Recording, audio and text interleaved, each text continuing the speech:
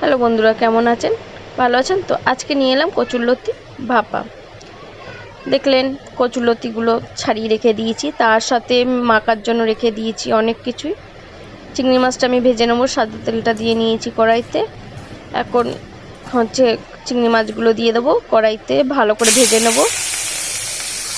এই যে কচুরলতি, তার সাথে দিলাম কাঁচা পেঁয়াজ, কাঁচা লঙ্কা, রসুন থেতো করে দিয়েছি কয়েকটা, আর সর্ষে বাটা দিয়ে নুন হলুদটা দিয়ে নেব পরিমাণ মতো।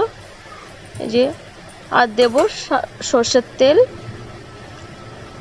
পরিমাণ মতন দিয়ে ভালো করে মাখিয়ে নেব।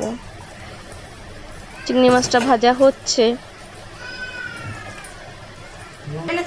মাখিয়ে এবার ওই কড়াইতেই আমি এইটা দিয়ে দেবো। দিয়ে থালাটা ধুয়ে এই যে জলটা দিয়ে ঢেকে দেবো। ওই অল্পই জল দেবো, বেশি দেবো না, ওইটুখানি। এবার আস্তে আজে এটা ভাপা হবে। আমি আর নাড়বো না, কিচ্ছু করবো না, এরকমই থাকবে। এই যে ভাপার পরে কেমন লাগছে